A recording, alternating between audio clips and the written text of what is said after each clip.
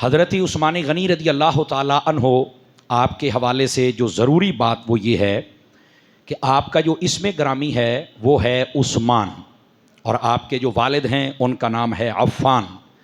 आपकी जो वालदा हैं हज़रत उस्मान की, उनका नाम है अरवा या उर्वा, ये दोनों लफ्ज़ पढ़े गए हैं।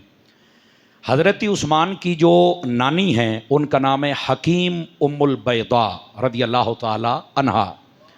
और ये कौन है? ये नबी पाक सल्लल्लाहु अलैहि वसल्लम की सगी फूफी हैं। नबी पाक सल्लल्लाहु अलैहि वसल्लम के जो वालिद गिरामी हैं हज़रत अब्दुल्ला रदी अल्लाह ताला अन्हो, हज़रत अब्दुल्ला और हकीम उम्मुल बैदा ये दोनों सगे बहन भाई हैं, और ये हज़रत उस्मान गनी की नानी हैं। और हज़रत उस्मान गनी का जो सिलसिला नसब है चंद पुश्तों में आगे चलकर मेरे महबूब करीम अलैहिस्सलाम के सिलसिला नसब के साथ मुत्तसिल हो जाता है।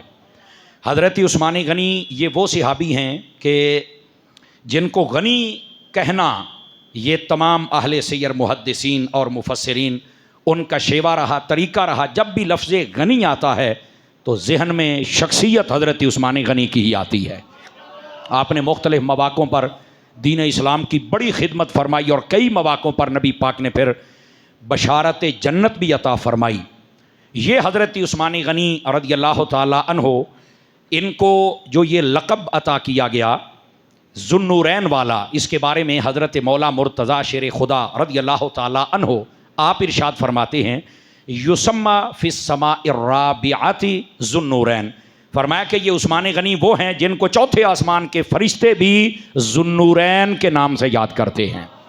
और ज़ुन्नूरैन क्यों कहते हैं? मेरे नबी की दो नूरज़ादियाँ, दो शहज़ादियाँ यके बाद दीगरे हज़रत उस्मान गनी के निकाह में आईं। ये जो दो बेटियाँ हैं मेरे मुस्तफ़ा की, ये दोनों नूर हैं, इस वास्ते आपको दो नूरों वाला कहा जाता है। तो मैंने कहा अगर जिस नबी की बेटियाँ नूर हैं, बताओ फिर उन बेटियों का बाप कैसे नूर नहीं है? तो हज़रत उस्मान गनी रज़ी अल्लाह ताला अन्हो आपने 34 साल की उम्र में इस्लाम कबूल किया, और चौथे नंबर पर कलमा पढ़ने वाली हस्ती हज़रत उस्मान गनी रज़ी अल्लाह ताला अन्हो आपकी ज़ात थी। और फिर जब आपने कलमा पढ़ा, बहुत सारे वाक़यात हैं, लेकिन एक बात मैं अर्ज़ करूं कि जब आपने बतलाया कि मैंने कलमा पढ़ लिया है, तो आपके चचा समेत आपकी बरादरी के लोगों ने आपको पकड़ा, बांधा और धूप पर डाल दिया कि जब तक तुम दामन इस्लाम और दामन मुस्तफ़ा नहीं छोड़ोगे तो हम भी तुम्हें नहीं छोड़ सकते। तो आपने कहा जो मर्जी कर लो, अब मैंने दामन मुस्तफ़ा कभी नहीं छोड़ना है। खैर बाकी भी लोग इकट्ठे हुए, सब ने कहा कि हज़रत उस्मान गनी को कुछ ना कहा जाए, चूँकि इन्होंने इस्लाम कबूल कर लिया है और ये एक राह हक की तरफ चल पड़े तो सज़ा देने का क्या मतलब। वो लोग भी बेबस हो गए और हज़रत उस्मान गनी को छोड़ने पर मजबूर हो गए। ये हज़रत उस्मान गनी वो हैं जिनके बारे में मुहक्किकीन उलमा फरमाते हैं तकरीबन 16 के करीब आयात तय्यबात कुरान में ऐसी हैं जो हज़रत उस्मान गनी के हक़ में नाजिल हुई हैं। यानी मुख्तलिफ़ मौक़ों पर जो आपकी शान व अज़मत थी वो कुरान मजीद की 16 आयात तय्यबात में बयान किया गया। और फिर आपने जो नबी पाक की अहादीस को बयान किया, तकरीबन 146 नबी पाक अलैहिस्सलाम की जो हदीसें हैं नबी से सुनकर आपने उनको रिवायत किया और उम्मत को बताया कि महबूब करीम अलैहिस्सलाम क्या फरमा रहे हैं। तकरीबन 146 यानी 150 के करीब ये रिवायात बनती हैं। हज़रत सैयदना उस्मान गनी रज़ी अल्लाह ताला अन्हु आपका मकाम व मर्तबा ये है, हज़रत सैयदा सिद्दीक़ा बिन्त सिद्दीक़ रज़ी अल्लाह ताला अन्हा यानी हज़रत अम्मा आयशा पाक नबी पाक अलैहिस्सलाम के पास जलवागर हैं और हुजूर अपने घर में तशरीफ़ फरमा हैं। दरवाजे पर दस्तक होती, कौन? फरमाया अबू बकर हूँ। फरमाया आ जाइए। थोड़ी देर के बाद दरवाज़ा खटका, पूछा कौन? फरमाया उमर। फरमाया आप भी आ जाइए। थोड़ी देर के बाद फिर दरवाज़ा खटका, पूछा कौन? कहा उस्मान। फरमाया रुकिए ज़रा। थोड़ा नबी पाक ने एहतिमाम फरमाया, अपने कपड़ों वगैरह को दुरुस्त किया, फरमाया उस्मान अब आ जाइए। हज़रत उस्मान गनी तशरीफ़ लाए, बातें होती रहीं, तशरीफ़ ले गए। हज़रत सिद्दीक़ा पाक ने नबी पाक अलैहिस्सलाम की खिदमत में अर्ज़ की, या रसूल अल्लाह ये बतलाइए कि जब मेरे बाप आए तो आपने एहतिमाम नहीं फरमाया, आप जैसे जलवागर थे वैसे ही मुलाकात फरमाई। हज़रत उमर आए तो आपने ऐसे ही मुलाकात फरमाई, लेकिन जब उस्मान गनी आए तो आपने थोड़ा एहतिमाम किया है, कपड़े दुरुस्त किए हैं, फिर आपने हजरत उस्मान गनी को बुलाया, आखिर इसकी क्या वजह है? जवाब सुनना। फरमाया, ए आयशा, मैं उस उस्मान से हया क्यों ना करूं जिससे अल्लाह के सारे फरिश्ते भी हया करते हैं। यह है हजरत उस्मान गनी रदी अल्लाह ताला अन्हो आपका मकाम व मर्तबा, कि जिनसे नबी पाक सल्लल्लाहु अलैहि वसल्लम आप भी हया फरमाते। अल्लाह अकबर। और सिर्फ यहाँ तक बात नहीं है, महबूब करीम सल्लल्लाहु अलैहि वसल्लम आपने इस बात को वाज़े फरमाया ये हज़रत मुस्लिम बिन यसार रदी अल्लाह ताला अन्हो, आप उनकी रिवायत पढ़ें। फरमाया शबीहुम बि इब्राहीम, फरमाया कि ये हज़रत इब्राहीम अलैहिस्सलाम के मुशाबे हैं, यानी ये खुल्क होता है ना, औसाफ हमीदा, उनमें हज़रत इब्राहीम की मुशाबहत रखते हैं। और उसके बाद फरमाया व इन्नल मलाइकता लतस्तही मिनहु, फरमाया जो अल्लाह के फरिश्ते हैं वो हज़रत उस्मान गनी का हया करते हैं। ये दूसरी रिवायत जिसमें ये बात वाज़े फरमाई कि हज़रत उस्मान से फरिश्ते भी हया करते हैं। तवज्जो हो तो तीसरी बात भी अर्ज़ करूं, महबूब करीम सल्लल्लाहु अलैहि वसल्लम आपने फरमाया अशद्दु मिन उम्मती हयाअन उस्मान, फरमाया मेरी उम्मत में जो सबसे ज़्यादा हया वाला है वो उस्मान गनी है। फरिश्ते भी हया करते हैं, नबी भी हया करते हैं, और हज़रत उस्मान गनी खुद भी हया वाले हैं, और पूरी उम्मत में सबसे ज़्यादा हयादार। ये नूरुल अब्सार में रिवायत है, बल्कि एक रिवायत में यहाँ तक है, फरमाया उस्मानो अहया मिन उम्मती व अकरमुहा, फरमाया ये जो मेरे उस्मान हैं ये मेरी उम्मत में सबसे ज़्यादा हया वाले भी हैं और सबसे ज़्यादा जव्वाद व करीम भी हैं, कि जो माल होता है रब की राह में लौटा दिया करते हैं। ये इसका मफहूमी तर्जमा बनता है। तो ये हज़रत उस्मान गनी रदी अल्लाह ताला अन्हो आपसे हया फरमाते मेरे महबूब करीम अलैहिस्सलाम। हज़रत उस्मान गनी का जब भी तज़किरा आए हमेशा अदब, मोहब्बत, प्यार, इज़्ज़त, एहतराम और खैर के साथ ही ये तज़किरा होना चाहिए, और उनका हमेशा अदब और लिहाज ज़रूर होना चाहिए। क्यों? उस्मान वो हैं जिनका हया फरिश्ते भी करते हैं, मेरे नबी भी उनका हया करते हैं, और फरमाया कि मेरे उस्मान खुद हया वाले हैं। और मैं जो बात समझा हूँ, फरिश्ते नूरी मखलूक है और मेरे नबी सब नूरियों के सरदार हैं। समझ आ रही ना? नूरी हूँ या बशरी हूँ, इस कायनात में सब के सरदार मेरे मुस्तफ़ा हैं। तो हज़रत उस्मान गनी का हया करना ये नूरियों का काम है, इस वास्ते नूरी बने। समझ आई? और हज़रत उस्मान गनी का हया करें, ये उम्मत के लिए बहुत ज़रूरी है। और नबी पाक अलैहिस्सलाम ने इस बात को वाज़े किया। और सिर्फ यहाँ तक बात नहीं है, आका करीम सल्लल्लाहु अलैहि वसल्लम ने जो हज़रत उस्मान गनी का मकाम व मर्तबा बयान किया वो क्या है? आप फरमाते हैं ले कुल्ले नबिय्यन रफ़ीक़ुन फिल जन्ना व रफ़ीक़ी फिल जन्नति उस्मान, फरमाया हर नबी का एक दोस्त है जन्नत में। फरमाया अल्लाह ने जो मुझे दोस्त अता किया है वो उस्मान गनी है। समझ आई? फरमाया ये मेरा दोस्त है और ये जन्नत में मेरा दोस्त और रफ़ीक होगा। ये हज़रत अबू हुरैरा इस हदीस को रिवायत करते, इब्ने माजा में ये रिवायत मौजूद है। अर्ज़ करने का मकसद ये है, आका करीम सल्लल्लाहु अलैहि वसल्लम ने बड़े मकाम व मर्तबे हज़रत सैयदना उस्मान गनी के बयान करिए। एक बात और सुनिए, यहाँ तक इब्ने अब्बास बयान करते हैं इस बात को, रियाद उन नदरा व दीगर कुतुब में ये रिवायत मौजूद है। फरमाया लयदखुलन्ना बिशफ़ाअति उस्मान सबऊन अल्फ़ा कुल्लुहुम क़द इस्तौजबन नार फिल जन्नत बिग़ैर हिसाब। तर्जुमा सुनेंगे आपको लुत्फ़ आएगा। फरमाया कि महबूब करीम अलैहिस्सलाम ने फरमाया मेरा उस्मान गनी अल्लाह की बारगाह में इतने बड़े मर्तबे वाला है कि क़यामत वाले दिन इनकी शफाअत से 70,000 बंदे जन्नत में जाएंगे, और वो भी बगैर हिसाब के। और उनका स्टेटस ये होगा कि उनके आमाल की वजह से जहन्नम वाजिब हो चुका होगा, पर जब उस्मान शफाअत करेंगे अल्लाह बगैर हिसाब के उनको जन्नत अता फरमा देगा। ये शान है खिदमतगारों की, सरकार का आलम क्या होगा। समझ आ रही है? ये हज़रत उस्मान गनी रज़ी अल्लाह तआला अन्हु आपका मकाम व मर्तबा है। और सिर्फ यहाँ तक नहीं है, आका करीम सल्लल्लाहु अलैहि वसल्लम आपने इरशाद फरमाया, ये भी हज़रत इब्ने अब्बास बयान करते हैं। आप फरमाते हैं मा ज़व्वजतु उस्मान बि उम्म कुलसूम इल्ला बिवहयिन फिस समा, सवाइक के अंदर ये रिवायत मौजूद है। फरमाया लोगों, मैंने जो अपनी शहजादी का निकाह हज़रत उस्मान गनी से किया है तो ये मैंने अपनी मर्जी से नहीं किया, ये अल्लाह ने मुझे वही फरमाई है, अल्लाह की इजाजत से मैंने अपनी बेटी का निकाह उस्मान गनी से फरमाया है। समझ आ रही है? और सिर्फ यहां तक बात नहीं, आगे की रिवायत, जिसको रिवायत करने वाले का नाम मौला मुर्तजा, शेर खुदा, मुश्किल कुशा, दामाद मुस्तफ़ा, ज़ौज ज़हरा, ताजदार हल्लता, मुराद कुल कफा, हजरत अलीउल मुर्तज़ा शेर खुदा हैं। आप फरमाते हैं मेरे नबी ने फरमाया लौ अन्नली अर्बईन बिन्ता, फरमाया अगर अल्लाह मुझे 40 बेटियां भी अता करता, लज़व्वजतु उस्मान वाहिदतम बअदा वाहिदा, फरमाया मैं एक एक करके हजरत उस्मान से निकाह करता रहता। हजरत सैयदना उस्मान गनी और रज़ियल्लाहु ताला अन्हु, आपके बारे में आका करीम अलैहिस्सलाम की हदीस है। हजरत अनस बिन मालिक इस हदीस को रिवायत करते हैं। सैयदी आला हजरत साहब अलैहि रहमा, आपने फतावा रज़विया शरीफ उसकी 8वीं जल्द के अंदर इस बात को लिखा है, इस रिवायत को लिया है आपने। वैसे बहुत सारी किताबों शरफुल मुस्तफ़ा में भी ये रिवायत मौजूद है। फरमाया सैयदा रसूलुल्लाह सल्लल्लाहु अलैहि वसल्लम अल मिंबर, नबी पाक अलैहिस्सलाम मिंबर पर जलवागर हुए तो आपने मिंबर पर बैठ के पूछा, फरमाया ऐना उस्मान, मेरा उस्मान कहाँ है। अब जब हबीब पाक की जुबान से अपना नाम सुना ना तो रिवायत के लाज फवासबा, तड़प उठे कि मेरे यार ने नाम लिया है, हाय हाय तड़प उठे और कहा अना या रसूल अल्लाह, हुजूर मैं हाजिर हूं।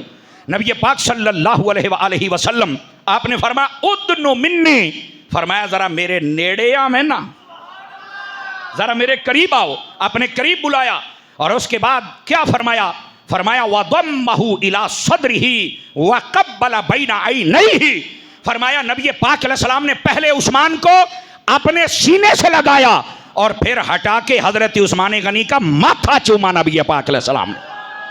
अब देखें हजरत उस्मान गनी रज़ियल्लाहु अन्हु आपका मकाम व मर्तबा क्या है। और फिर सैयदी आला हजरत साहब रहमतुल्लाह अलैह, आपने इस हदीस पाक को बयान किया और ये बात बड़ी सुनने वाली है। नबी पाक सल्लल्लाहु अलैहि वसल्लम आपने फिर इरशाद फरमाया और बहुत सारे सहाबा इकराम ने इसको बयान किया। और ये हजरत सैयदना अलीउल मुर्तज़ा और हजरत इमाम हसन, ये दोनों इस रिवायत को बयान करते हैं रज़ियल्लाहु ताला अन्हुमा। फरमाया अन्ना रसूलुल्लाह सल्लल्लाहु अलैहि वसल्लम आनक उस्मान वकाला आनक तो अखी उस्मान फमन कान लहू अखुन फलयुआनिकहु, फरमाया हजरत मौला अली ने और इमाम हसन ने कि हमने देखा हजरत उस्मान गनी को बुलाकर नबी पाक ने उनको अपने गले लगाया और लोगों से कहा मैं अपने भाई को गले मिल रहा हूं, जिसका जो जो भाई है उसको गले लगाता जाए और मिलता चला जाए। ये भी सैयदी आला हजरत साहब रहमतुल्लाह अलैह आपने फतावा शरीफ के अंदर इसको 8वीं जल्द में लिखा। वैसे इब्ने असाकर के अंदर ये रिवायत मौजूद है। बता रहा हूं कि हजरत उस्मान गनी का रुतबा मेरे मुस्तफ़ा की निगाहों में क्या है। मेरे करीम सल्लल्लाहु अलैहि वसल्लम आपने जब इस बात को वाज़े किया कि जब जैशे उसरा, ये जिसको गज़वा तबूक कहते हैं, उसकी जो तैयारी करवाए तो उसके लिए जन्नत है, तो हजरत उस्मान गनी ने उस लश्कर की तैयारी करवाई थी। 100 ऊँट एक मरतबा, 201 मरतबा, 301 मरतबा ऐलान किया। नबी पाक सल्लल्लाहु अलैहि वसल्लम ने वहां पर इरशाद फरमाया, एक रिवायत में है फरमाया या अल्लाह मैं उस्मान से राजी, तू भी राजी हो जा। ये किताबुल फदाइल इमाम अहमद बिन हम्बल उसके अंदर एक रिवायत है, उसके इक्तबास के अंदर ये बात मौजूद है।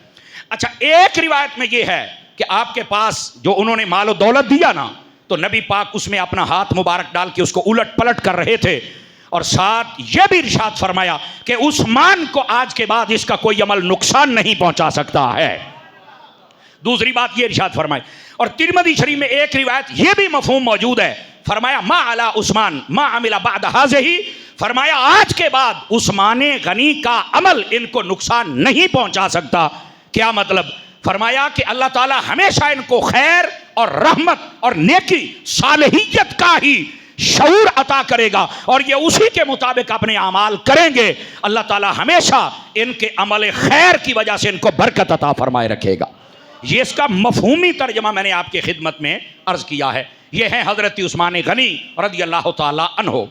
दोस्तान गिरामी, अब हज़रत उस्मान गनी की इतनी बड़ी शान, सीरत और अजमत, लेकिन आपको शहीद कहाँ किया गया? मदीने शहर के अंदर। 40 दिन तक हज़रत उस्मान गनी का मुहासरा किया गया। 40 दिन तक, 40 दिन तक आपको वो कुआं जिसको खरीद कर 35,000 दिरहम के अंदर हज़रत उस्मान गनी ने वक्फ किया था, बीर रूमा जिसको कहते हैं, जिसके बारे में नबी पाक ने फरमाया था कि जिसने ये रूमा का कुआं वक्फ किया उसके लिए जन्नत है, और ये बशारत उस्मान गनी ने हासिल की थी। उस कुएं से आपको 40 दिन तक पानी नहीं पीने दिया गया। और ये जब आप मासूर थे तो आप अपने घर की छत पर खड़े हुए तो आपने 2 सवाल किए थे। वैसे बहुत सारे थे, लेकिन बलवाई सुनते नहीं थे, फितना फसादी सुनते नहीं थे। 2 बातें इस रिवायत में मौजूद हैं जो किताबुल फदाइल इमाम साहब ने लिखी है, उसके अंदर मौजूद है।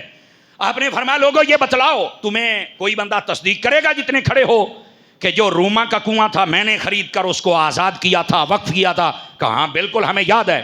तो फरमाया क्या तुम्हें इस बात का भी एहसास नहीं है कि अब मैं समंदर का पानी पी के रोजा रख रहा हूं, खोल रहा हूं, और मुझे यहां का पानी नहीं पीने दिया जा रहा, हालांकि कुआं वक्फ भी हमने किया है, मेरे पास सिर्फ समंदर का पानी है। ये हजरत उस्मान गनी रज़ी, आप देखें यार कैसा दर्दनाक एक माहौल पैदा हो गया था। और आपने दूसरी बात कही, फरमाया तुम्हें पता है ये जो मस्जिद नबी है इसकी जब तौसी करनी थी तो इसकी तौसी के लिए करीब वाले मकानों को किसने खरीदा था? 10,000 दिरहम के अंदर हजरत उस्मान गनी ने वो घर खरीदे और फिर उनको आपने वक्फ किया। तो लोगों ने कहा जी हमें पता है आपने खरीद कर वक्फ किया था। तो फरमाया फिर तुम्हें पता है कि जो मस्जिद बनवाई भी हमने, अब मफहूमन सुना रहा हूं, और इसकी तौसी में हमारा हिस्सा है, लेकिन आज हमें यहां पर नमाज पढ़ने से रोक दिया गया है, और आज से पहले किसी को इस मस्जिद में नमाज पढ़ने से नहीं रोका गया। ये हजरत उस्मान गनी लोगों को बतला रहे हैं ताकि उनको समझ आए कि वो शरारत से बचें, फसाद से बचें, लड़ाई और झगड़े से बचें और इसकी तरफ तवज्जो ना करें। लेकिन वो लोग नहीं हट रहे थे। लेकिन ये बात भी आपको बतलाना ज़रूरी है कि हजरत उस्मान गनी रज़ी अल्लाह अन्हु आपकी शहादत का सबब क्या बना था। यह रिवायत जो आपको सुना रहा हूँ यह किताबुल फ़दाइल 734 नंबर रिवायत है, और इसको रिवायत करने वाली हजरत उम्मुल मोमिनीन सैयदा सिद्दीक़ा बिन्त सिद्दीक़ रज़ी अल्लाह तआला आपने इस बात को वाज़े फरमाया। आपने फरमाया लोगों तुमने 3 इल्ज़ाम लगाए हैं हजरत उस्मान गनी पर।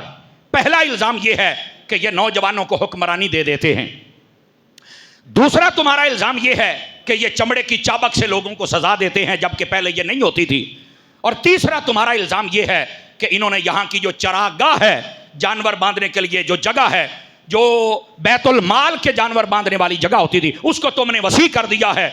ये 3 तुमने इल्ज़ाम लगाए, और इन इल्ज़ामों के बाद उस्मान गनी पर तुम ऐसे चढ़ दौड़े हो कि जैसे कपड़े के अंदर साबुन घुस जाता है।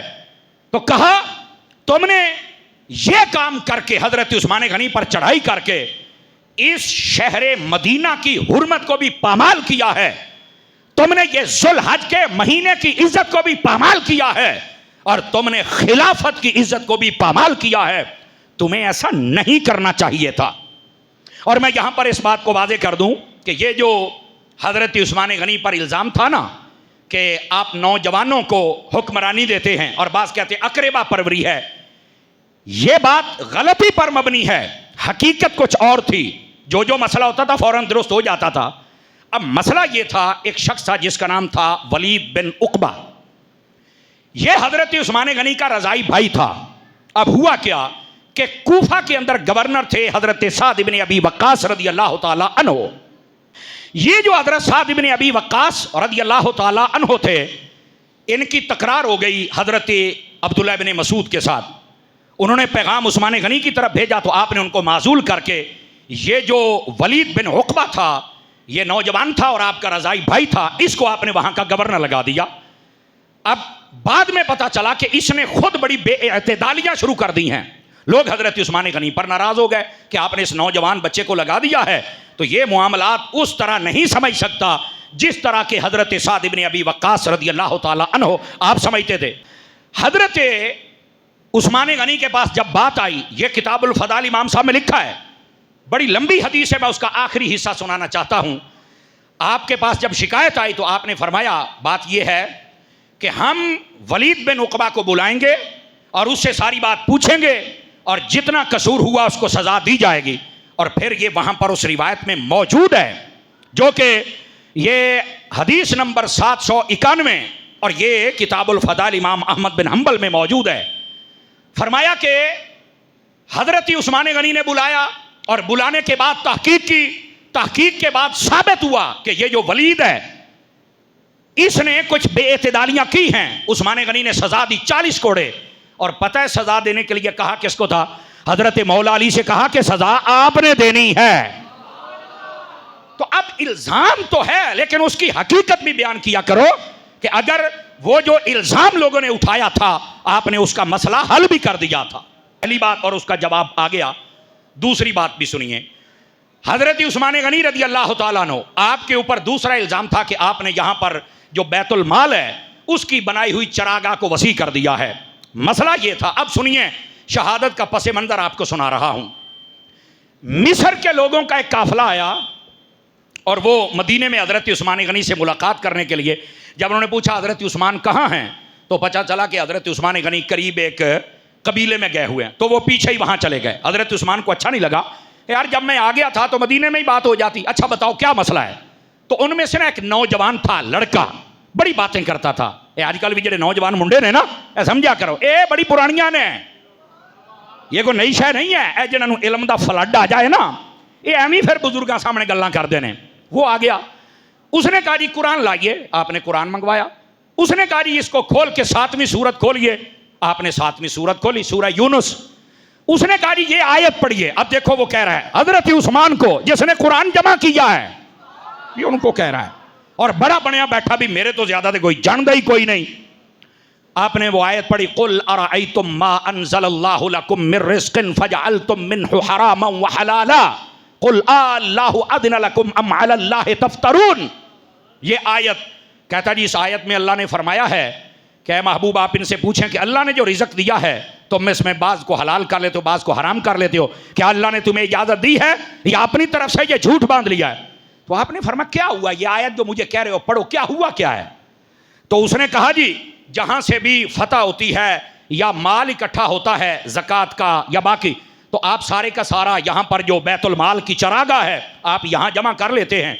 तो फरमाया ये को मैं नया तो नहीं करता, हजरत अबू बकर भी यहां इकट्ठा करते थे, हजरत उमर भी करते थे, तो मैंने भी तो वहीं करना था ना। ये था एतराज। उन्होंने कहा नहीं जी आप ऐसे करें कि ये जहां जहां लोग रहते हैं, जहां जंग हो वहां बांट दिया करें।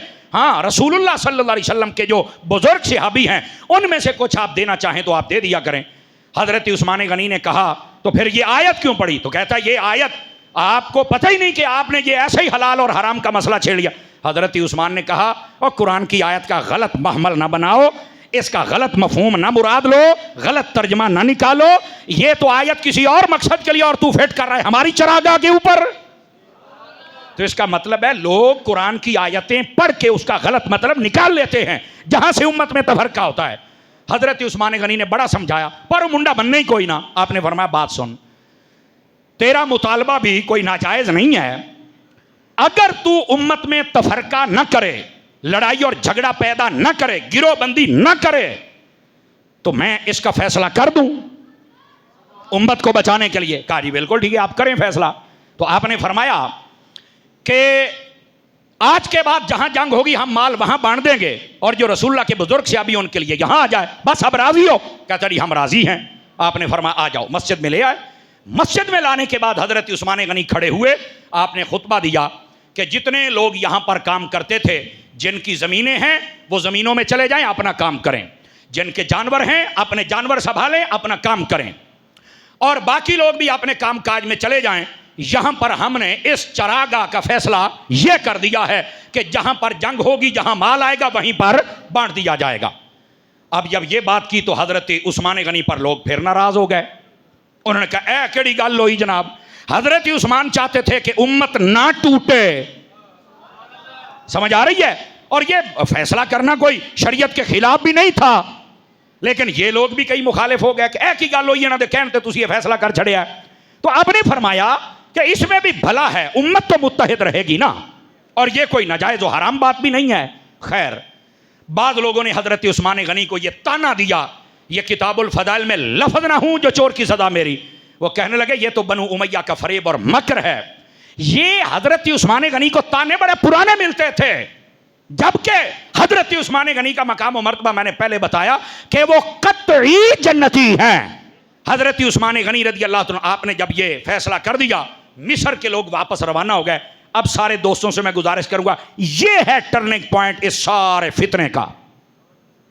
जब वो काफिला वापस जा रहा था तो एक बंदा वो ना पीछे से उस काफिले को चल के मिला और उनसे शरारतें करने लगा।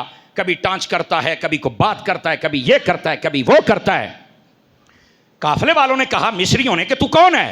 उसने कहा मैं हजरत उस्मान गनी का कासिद हूं। तो कहा क्या खबर है कोई। वो कहता है क्या है। कहना मैं नहीं दसनी। वो जैसे एक हिसाब होता है, वो तो शरारती था। उन्होंने जब पकड़ा, तलाशी ली, तो उससे एक खत निकला। उस खत के ऊपर लिखा हुआ यह था कि यह खत उस्मान गनी की तरफ से है, और जो मिस्र का गवर्नर है उसको जब ये खत मिले, ये जो मदीने काफिला मिस्र का आया था, या इनको कत्ल कर दो या सूली पे चढ़ा दो या इनके हाथ पांव काट दो। और नीचे हजरत उस्मान गनी की मोहर लगी हुई थी। उन्होंने जब देखा तो वो परेशान हो गए हैं। उन्होंने कहा हजरत उस्मान गनी ने इधर हमसे मुआहदा कर लिया है और इधर हमारे खिलाफ खत लिख दिया है। ओए होए होए होए। हालांकि ये बंदा शरारती था जिसने ये सारा कुछ किया था। वो सारे के सारे वापस आ गए मदीने में और सीधा मौला अली के पास आए। हजरत अली को आके कहते हैं, देखा आपने कि ये हजरत उस्मान ने क्या किया है, आप आए हमारे साथ, हम बात करते हैं। फरमाया तुम्हारे साथ तो मैं खड़ा हो नहीं सकता। जहां तक उस्मान की बात है तो फरमाया वो बैठे, आप चल के पूछ लें। हो नहीं सकता कि उस्मान ऐसा करे, ऐसा नहीं हो सकता। आप चल के बात कर लें, मैं तुम्हारे साथ तुम्हारा फरीक बन के क्यों जाऊं। आपने कहा मैंने नहीं जाना। वो हजरत उस्मान गनी के पास पहुंचे कि ए खत तुसी लिखे है। आपने फरमाया नहीं, ए मोहर तुहाडी है। आपने फरमाया मोहर तो मेरी है, लगी कैसे ये नहीं मुझे पता। तवज्जो नहीं फरमा रहे आप। अब देखो, जहां जहां गद्दार हैं वहां वहां मसाइल होते हैं। और इस बात को समझिएगा, उन्होंने जब शोर मचाना शुरू किया कि यह कैसे हो सकता है, कासद ये कहता है कि मैं उस्मान गनी का हूं, तो फरमाया मेरा किथों है।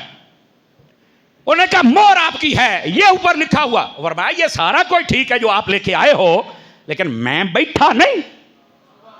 इसकी आपने कहा दो बातें हैं, शरीयत के मुताबिक मसला हल करो। या तो दो गवाह ले आओ जो ये कहें कि ये उस्मान ने लिखा है। अगर तुम्हारे पास गवाह नहीं है तो तुम मुझ पर इल्जाम नहीं लगा सकते। हाँ, फिर मैं सफाई दूंगा, और मैं अभी से सफाई देता हूं, हलफ उठाता हूं अल्लाह के नाम पर कि ना मुझे लिखने वाले का पता है, ना लिखवाने वाले का पता है, ना मोहर लगाने वाले का पता है, और ना ले जाने वाले का पता है कि ये कौन है जो शरारत कर रहा है। आपने हलफ उठा दिया। अब होना तो ये चाहिए था कि इस बात को माना जाता या तहकीक की जाती। उन्होंने फिर शोर मचा के नहीं भाई, ये हजरत उस्मान ने हमसे ज्यादती की है, लिहाजा हम बदला लेंगे। लो जी, ए मसला। गाल नहीं सुनी, हजरत उस्मान गनी के घर को घेरा डाल लिया। मौला अली समेत सारे सहाबा किराम आए हजरत उस्मान गनी के पास, कहने लगे आपके इशारे के पाबंद हैं, आप हुक्म दे दें तो फिर हम इनसे निमट लेंगे। फरमाया नहीं, हुजूर के शहर के अंदर मैं खून नहीं बहाना चाहता। हमारे बुजुर्गों ने अमन के लिए बड़ी बड़ी कुर्बानियां दी हैं। सच पर होने के बावजूद, ताकत के होने के बावजूद वो एक कदम पीछे हट जाया करते थे। और ये कुर्बानियां आज तक अहले हक दे रहे हैं ताकि अमन बरकरार रहे। हजरत उस्मान गनी ने, आपने कहा मैं हलफ उठाता हूं ऐसा कुछ नहीं है। लोग नहीं माने। उन्होंने हजरत उस्मान गनी के घर का मुहासरा कर लिया। रोज हजरत उस्मान गनी छत पर आके बोलते हैं, वो बोलने ही नहीं देते, इतना शोर मचाते हैं। कहते हैं बस इस गल का जवाब दो सानू। तो आप फरमाते हैं बैठोगे तो बात होगी, लेकिन कोई बात ना हुई।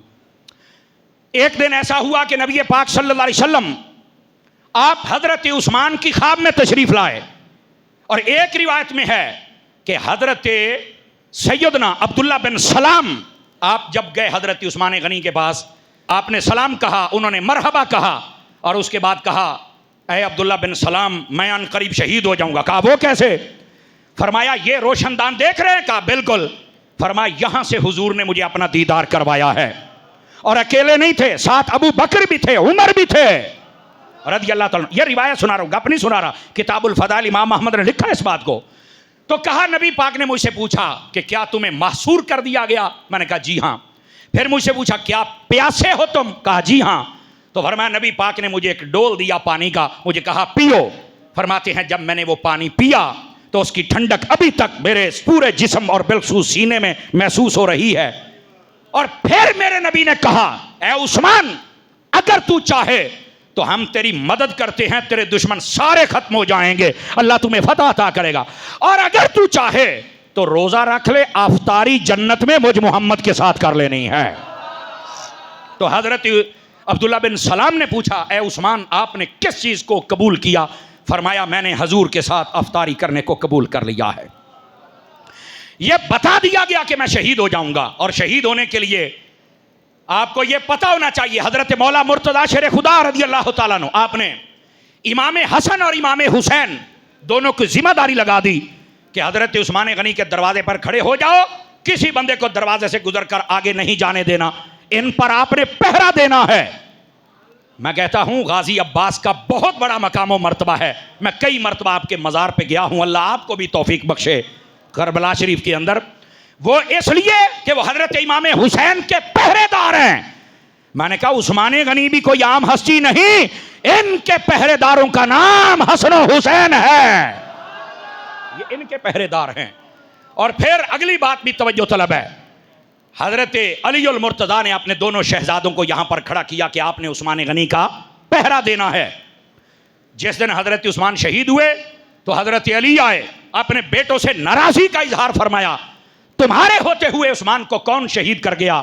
तो उन्होंने अर्ज की यहां दरवाजे से कोई नहीं गुजर सका, ये तहकीक करवाई जाए, ये पीछे से बंदा दीवारें कोई फलांग के आया है, हम भी अली के बेटे हैं, यहां से हम किसी को गुजरने नहीं दे सकते और ना हमने गुजरने दिया है।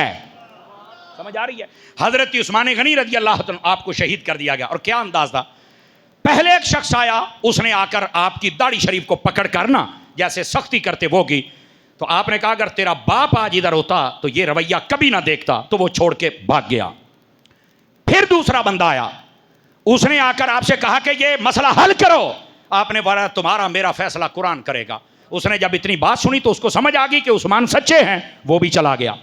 तीसरा बंदा आया, उसने हजरत उस्मान गनी पर आते ही तलवार मारी, आपने बचाने के लिए जब पीछे हटे तो कुरान मजीद आपके हाथ में था, तो वो कुरान तलवार लगने से शहीद हो गया। आपने कहा ओए बदनसीबा, तेरे हाथों से पहले किसी ने कुरान के वर्क को नहीं चीरा है, तुमने चीरा है, याद रख तेरा हश्र भी बहुत गंदा होने वाला है। आपने जब यह कहा तो वो भी डर गया और भाग गया। चौथे नंबर पर एक बंदा आया, उसने आकर हजरत उस्मान गनी का गला दबाया, और जब दबाया इतने जोर से, लेकिन छोड़ के भाग गया। किसी ने कहा तू क्यों भाग रहा है? कहता है इतना नरम गला आज तक मैंने किसी बशर का नहीं देखा है, उस्मान इतना नरमो मुलायम है, मेरा दिल ही नहीं कर रहा कि मैं इसका गला घूंट के मार डालूं, मैं नहीं मारना। वो भी भाग गया। और पांचवें नंबर पर एक बंदा आया, ये सारी बातें किताबुल फदाल इमाम अहमद के अंदर से मैं आपको सुना रहा हूं। पांचवें नंबर पे बंदा आया, उसने आकर हजरत उस्मान गनी पर एक ऐसा वार किया, आप कुरान की तिलावत कर रहे थे तो कुरान मजीद बुरहान रशीद फसयकफीकहुमुल्लाहु वहुवस समीउल अलीम, इस आयत तैयबा पर आपके खून के कतरे मिले और आप वहीं पर शहीद हो गए।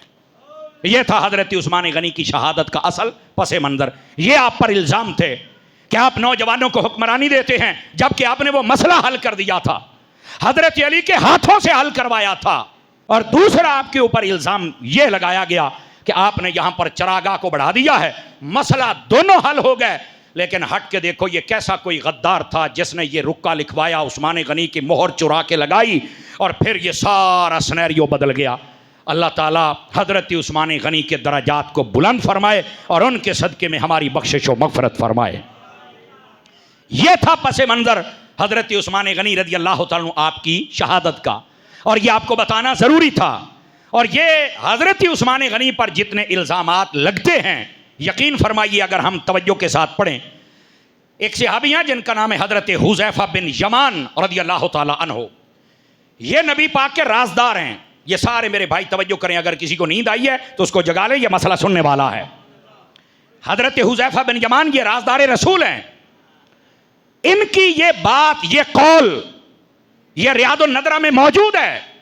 आपने फरमाया लोगों सुन लो, पहला फितना जिसको अव्वलुल फितन कहा जाएगा वो हजरत उस्मान गनी का कत्ल होगा। यह इस उम्मत में पहला फितना होगा, और आखिरी फितना दज्जाल का निकलना होगा।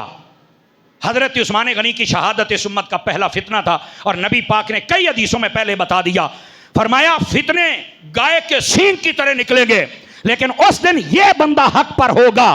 हजरत उस्मान गनी चादर लेके बैठे हुए थे, जब हटाया तो उस्मान गनी रज़ी अल्लाह ताला अन्हु की ज़ात गिरामी थी। अब समझ आ रही, नबी पाक ने पहले बता दिया कि ये शहीद भी होंगे, ये हक पर भी होंगे। आवाज कमजोरों वाली है आप सब हजरात की। तो हजरत उस्मान गनी के बारे में हुज़ैफ़ा बिन यमान ने भी ये बात कही, उस्मान गनी की शहादत ये पहला फितना होगा इस उम्मत के अंदर। और सुनो अगली बात, और ये बड़े गौर से सुनने वाली बात है, आपका एक बड़ा अहम मसला हल हो जाएगा। आपने फरमाया हुज़ैफ़ा बिन यमान ने कि जो बंदा हजरत उस्मान गनी की शहादत पर खुश हुआ या राजी हुआ किसी भी लिहाज से, फरमाया वो अपनी जिंदगी में दज्जाल के फितने में मुब्तला होगा, और अगर जिंदगी में दज्जाल के फितने में मुब्तला न हुआ तो कब्र में चल के जरूर दज्जाल के फितने में मुब्तला होगा, और ये कभी ईमान नहीं बचा सकता। दज्जाल के फितने में मुब्तला होने का मतलब ही ये है, मफहूमी तर्जमा, कि ये बेईमान हो जाएगा। हजरत उस्मान गनी की शहादत पर खुशियां नहीं बनती, अगर कोई करेगा तो दज्जाल के फितने में मुब्तला हो जाएगा। ये बात राज़दारे रसूल ने बताई है। तवज्जो है आप सारे हजरात की। इस वास्ते हजरत उस्मान गनी की शहादत पर खुशियां नहीं, और जो करेगा वो इस फितने में मुब्तला होगा। दूसरी बात, हजरत हुज़ैफा बिन यमान रज़ी अल्लाह तआला अन्हु, आपके पास हजरत जुंदुब रज़ी अल्लाह तआला अन्हु आप तशरीफ लाए, और ये जो बात सुना रहा हूं ये किताबुल फदाइल के अंदर इमाम अहमद ने लिखा है इस बात को। आपने हजरत हुज़ैफा बिन यमान से पूछा, ऐ हुज़ैफा आप राज़दारे रसूल हैं, आपको नबी पाक ने सारी बातें बतलाई, आप बताइए उस्मान गनी के कातिल कहां होंगे? फरमाया सारे जहन्नम में होंगे। और फरमाया उस्मान गनी कहां होंगे? फरमाया वो जन्नत में तशरीफ फरमा होंगे। ये राज़दारे रसूल बतला रहे हैं। और फिर तीसरी बात, हजरत हुज़ैफा बिन यमान रज़ियल्लाहु ताला अन्हु आप अक्सर फरमाया करते थे, ए अल्लाह तू जानता है कि हजरत उस्मान गनी को शहीद करने वालों से मेरा कोई ताल्लुक नहीं है, और जो शहीद करने वाले हैं उनका अमल ठीक है या गलत है? फरमाया मेरा कोई ताल्लुक नहीं। और अगली बात फरमाया, अरब वालों तुम्हें पता चल जाएगा कि तुमने हजरत उस्मान गनी को शहीद करके सही किया या गलत किया। तो कहा कैसे पता चलेगा? फरमाया अगर हजरत उस्मान गनी की शहादत और कत्ल करना तुम्हारे लिए दुरुस्त होगा तो तुम जानवरों के दूध दोते रहोगे, तुम्हें फरावानी हो जाएगी, माल बहुत मिल जाएगा और तुम अमीर हो जाओगे। और फरमाया अगर ऐसा न हुआ तो फरमाया तुम खून दोहते रहोगे, फिर खून की नदियां चलती रहेंगी। और उलमा कहते हैं बाद में सब ने देखा, फिर जानवर किसी ने नहीं दोहे, फिर खून की नदियां चलती रही हैं, और लोगों को पता चल गया कि हजरत उस्मान गनी का कत्ल नाहक था और यह नहीं होना चाहिए था।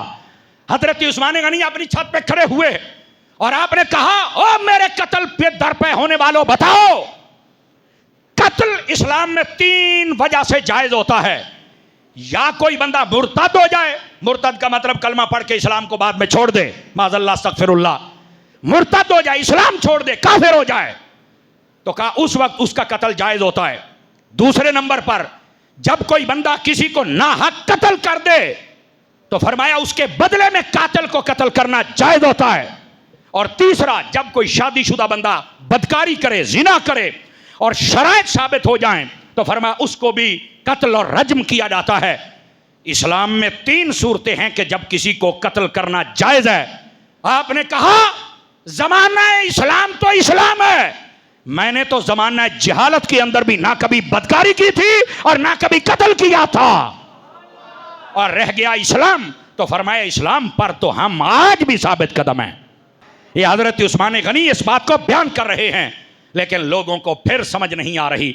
लेकिन अफसोस पता किस बात का है, ये सारी बातें होने के बावजूद, तवज्जो मेरी तरफ फरमाना, बाद लोग हजरत उस्मान गनी पर अब भी एतराज करते हैं, और ये अब नहीं, ये तब भी होता था। और आइए 2 बातें मैं आपको सुनाता हूं। हजरत फारूक आजम के बेटे हैं जिनका नाम है अब्दुल्ला, इनको कहते हैं अब्दुल्ला इब्ने उमर। ये बैठे थे खाना काबा के अंदर, मिस्र का एक बंदा आया, उसने अपने मामूलात अदा किए और देखा कि यहाँ लोग जमा हैं। कहा ये कौन बैठे हैं? उन्होंने कहा जी ये कुरैश का एक बुजुर्ग बैठा हुआ है। कहा क्या नाम है? कहा जी इसका नाम अब्दुल्ला बिन उमर है, हजरत इब्ने उमर बिन खत्ताब का बेटा है। कहा अच्छा। वो मिस्री उनके पास आया और आके कहता है हजरत मैं आपसे एक सवाल करना चाहता हूं, मुझे जवाब चाहिए। तवज्जो करना जरा। आपने कहा ठीक है आप सवाल कीजिए। तो आगे से पता क्या कहता है, मैं आपको अल्लाह के घर की हुर्मत का वास्ता देता हूं, जवाब सही देना है। अब देखो ये कई बंदे चालाक चाहते होते हैं ना कि वो अपना मुद्दा और मुकदमा ये बड़ा अजीब तरीके के साथ लोगों के सामने पेश करते हैं। आपने कहा पूछ जरा।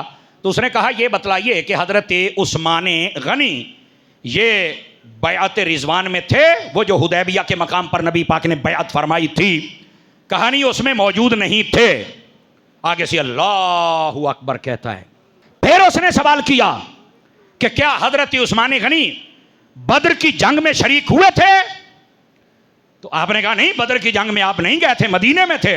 फिर आगे से ना एक तंजिया लहजे के साथ कहते हैं अल्लाहु अकबर, ताकि लोग तवज्जो करें। फिर उसने सवाल किया कि आप ये बताएं कि हजरत उस्मान गनी रज़ी अल्लाह ताला अन्हु ये ओहद के दिन जब भगदड़ मची तो क्या आप मैदान छोड़ नहीं गए थे? फरमाया हाँ छोड़ गए थे। कहते अल्लाहु अकबर। जब इतनी बात की ना तो आप समझ गए कि इसके दिल के अंदर बुग़्ज़ है उस्मान गनी का। आगे से भी तो उमर का बेटा था ना। आपने फरमाया सवाल तो है कि पुत्र जाना नहीं होना ऐथे बह।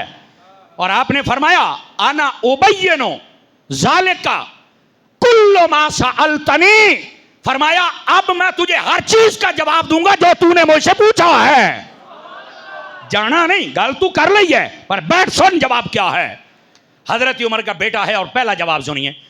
फरमाया तुम्हारे जहनों में यह अटका हुआ है कि हजरत उस्मान गनी हुदैबिया वाली बैअत में नहीं थे। क्या तुम्हें नहीं पता है नबी पाक ने उस दिन हजरत उस्मान गनी को अपना सफीर बना के मक्के वालों के साथ मुज़ाकरात करने के लिए भेजा हुआ था। उस दिन अगर कोई हजरत उस्मान गनी से और मुअज़्ज़ज़ नबी की निगाह में होता तो नबी पाक जरूर भेजते। और दूसरी बात, क्या तुम्हें यह नहीं पता कि नबी पाक ने उस मौके पर फरमाया था यह मेरा हाथ है, यह मेरे उस्मान का हाथ है और मैं उस्मान की बैअत कर रहा हूं। और बाकी लोगों ने अपने हाथों से बैअत की है, उस्मान गनी की बैअत मुस्तफा ने अपने मुबारक हाथों से फरमाई है। आपने कहा तू ये बातें करता है, तू एतराज करता है कि वो वहां नहीं थे। और उनको तो हजूर ने सफीर बना के भेजा हुआ था और नबी पाक ने उनकी बैअत की है। आपने पहला जवाब दिया, लोगों को भी पता चला। तो आपने दूसरा आपने फरमाया सुन दूसरा जवाब क्या है। तू ये कहता है कि हजरत उस्मान गनी जंगे बदर में नहीं गए, क्या तुम्हें पता है क्यों नहीं गए? फरमाया नबी पाक की बेटी जो हजरत उस्मान के निकाह में थी वो बीमार थी और मेरे नबी ने बतला दिया था उस्मान तुम यहां रुकोगे, मेरी बेटी की तीमारदारी और खिदमत करोगे और अगर हम जंग जीतेंगे फरमाया तुम्हें बदर वालों में भी शुमार किया जाएगा और उनके बराबर तुम्हें मुजाहिदीन का हिस्सा भी अता किया जाएगा। तो कहा ये तो नबी पाक ने पहले ही बता दिया था और तू अभी सवाल कर रहा है वो गए थे या नहीं गए थे। जिनको नबी शामिल कर ले तो तू कौन है जो एतराज कर रहा है। आपने फिर तीसरी बात कही कि तू उहद का मैदान छोड़ गए थे जब भगदड़ मची थी। तो फरमाया हाँ ऐसा हुआ था, पर क्या तुम्हें इतना भी शऊर नहीं है कि रब ने बाद में कुरान मजीद में फरमा दिया था कि हमने इनको माफ कर दिया। वला कद अफ़ल्लाहु अन्हुम, अल्लाह फरमाता है हमने इन सबको माफ कर दिया है। और जिनको रब ने माफ कर दिया है तुम क्यों नहीं कर रहे हो? अल्लाह ने माफ कर दिया हुआ है। आपने फरमाया हुण जिथे जाने जात मेरे जवाब नाल लेके जा। हजरत उस्मान गनी की इतनी बाबरकत जात, लेकिन लोग फिर इतराज करने से बाज नहीं आते। मेरे दोस्तों हम जितने मुसलमान हैं हमारा ये हक नहीं बनता कि हम नबी पाक के सहाबा और अहले बैत पर तनकीद करें। हमारा ये हक नहीं बनता कि हम किसी एक को टारगेट करें और हमारा ये कतन हक नहीं बनता कि हम पाकान उम्मत के ऊपर अपनी ज़बान खोलें। नबी पाक की तालीमात के मुताबिक हमारा हक ये बनता है कि हम हुजूर की हर निस्बत का हया करें।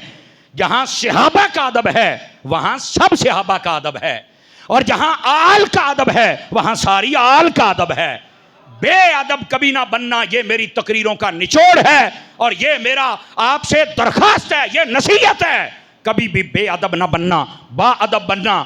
अमल कमजोर भी रह गया तो अदब की वजह से तुम्हें कोई ना कोई जन्नत में जरूर लेके तशरीफ ले जाएगा। हजरत उस्मान गनी रज़ी अल्लाह ताला अन्हु आपके हवाले से, और ये बात बड़ी सुनने वाली है, हजरत मोहम्मद बिन सीरीन रज़ी अल्लाह ताला अन्हु आपने फरमाया हजरत उस्मान गनी से पहले 3 चीजों में लोगों को कभी शक नहीं हुआ था, बासानी उस पर अमल कर लेते थे। नंबर 1 सदका देने में कभी शक नहीं हुआ था। कहा वो सदका लाते जो खलीफा होता उसको देते, और वो बड़े आसान अंदाज में बैतुल माल के जरिए गरीबों तक पहुंच जाता था।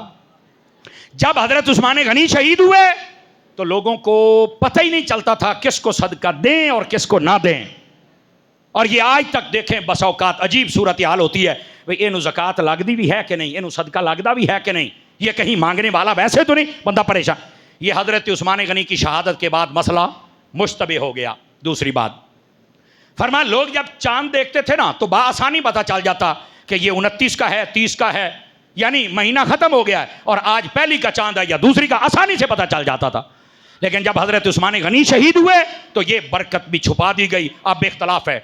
अब देखो इतना टेक्निकल दौर है, जदीद दौर है, लेकिन इसके बावजूद रात 11-11 बजे ऐलान होता है। ये उम्मत उस वक्त से लेकर आज तक परेशान है कि चांद कब और कैसे सही नजर आएगा। ये हजरत उस्मान गनी की शहादत के बाद ये बरकत उठा ली गई थी।